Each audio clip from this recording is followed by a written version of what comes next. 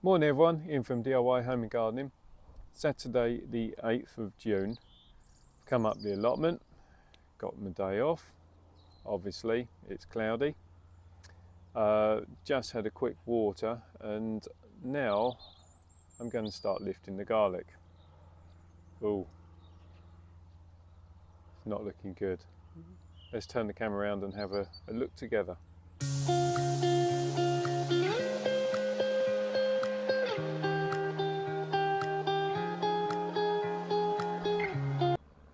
So as I say, we're literally the start of June and this is how bad it looks.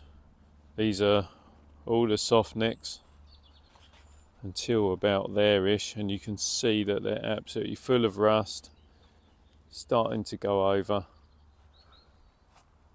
The hard necks looking cleaner but struggling. So I'm just thinking that I'm going to lift them today, which is not what I wanted to do because normally I wait until the end of June, early July before lifting, but certainly when they've got this much rust to them, you know, that is yellow all the way through, they're not going to carry on growing. They can't photosynthesize, they can't put on growth to the bulb.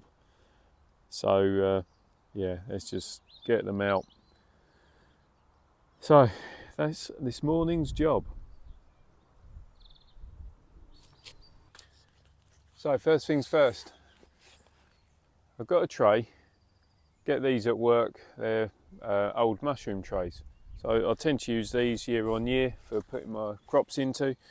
And what I did when I did my planting, I put a label at the start of the row and at the end of the row, or the batches, so that I know which varieties are which. Now, as I say, these are full of rust, so they're not going to grow anymore. Pop my label in to start with. Dig well away from the stem, just so you know you might get something. That's the first one. Something like that, to be honest, that's rubbish, but I'll still pop it in there. And I'll do all 3 rows in one go, then that way there's no confusion.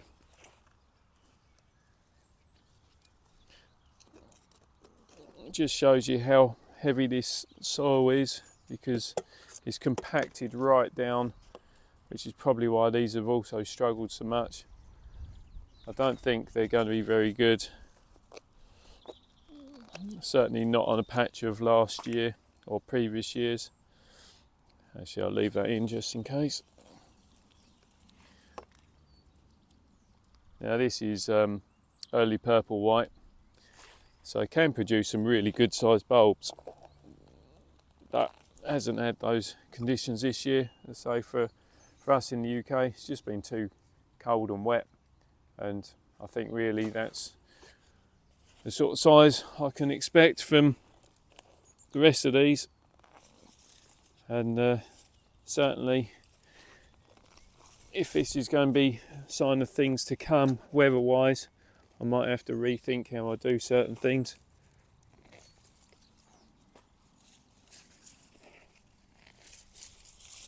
And that's better, but not the best. Certainly not a patch on previous years.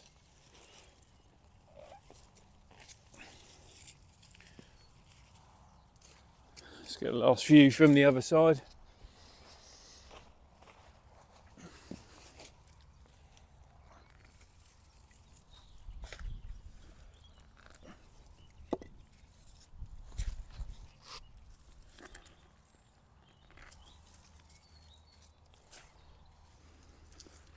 Now, unfortunately with garlic is that it tends to put on most of its growth in the latter part of the growing season. So with these kind of succumbing to the weather and missing out on putting on that sizing.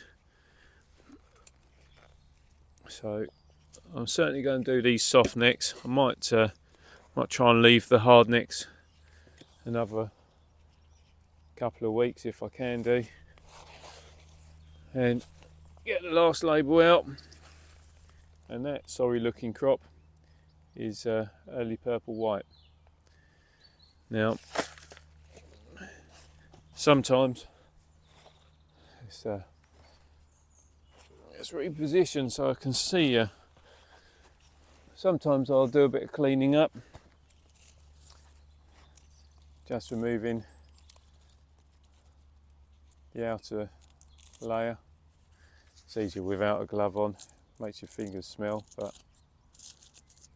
so yeah, so quite often I end up cleaning up a little bit.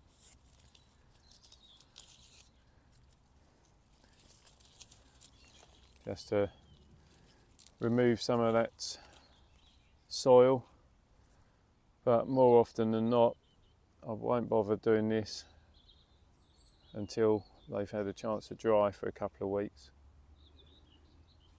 But I'll just show you.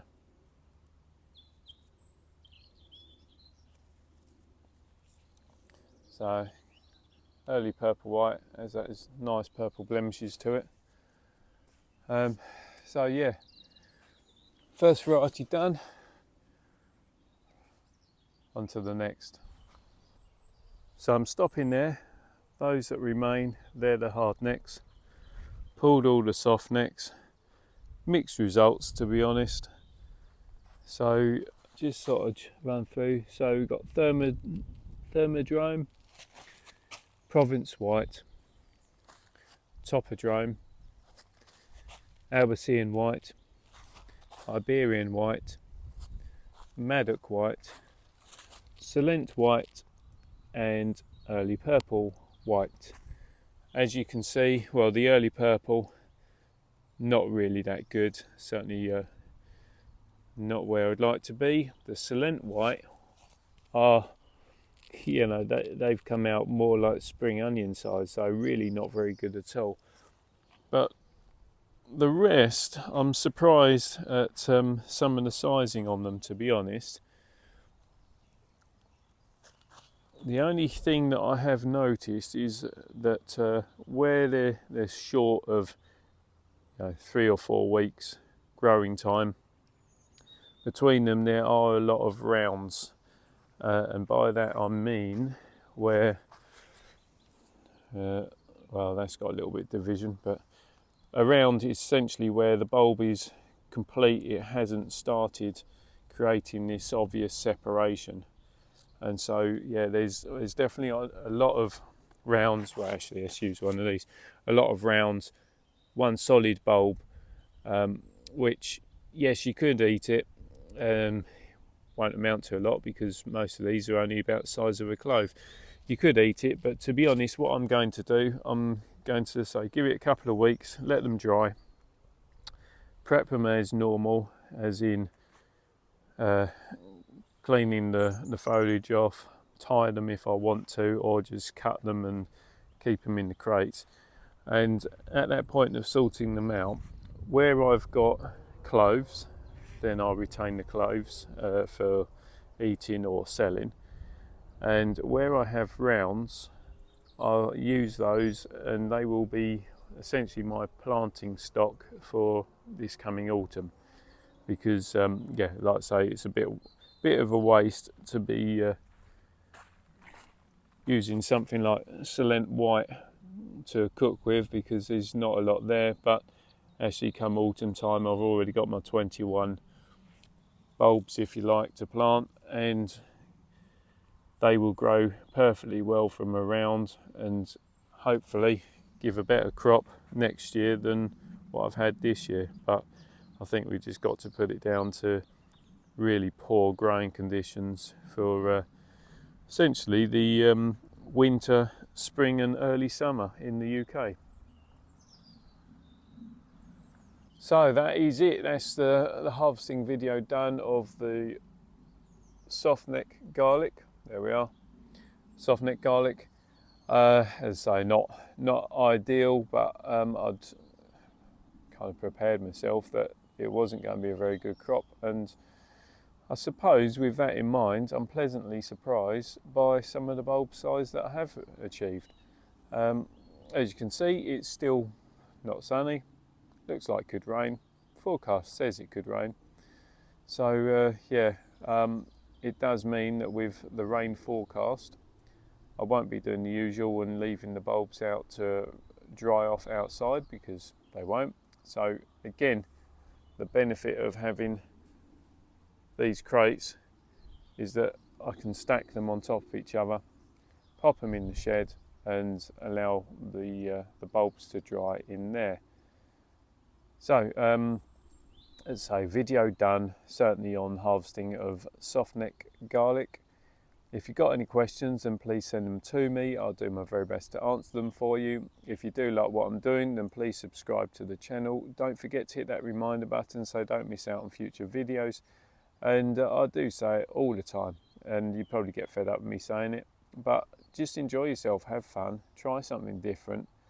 And if that happens to be trying a different garlic variety in this instance, give it a go. You might be pleasantly surprised. And actually, I think that's what a lot of people are going to be doing this year, certainly in the UK, experimenting and trying to find some more tolerant varieties of potentially wetter climates to come.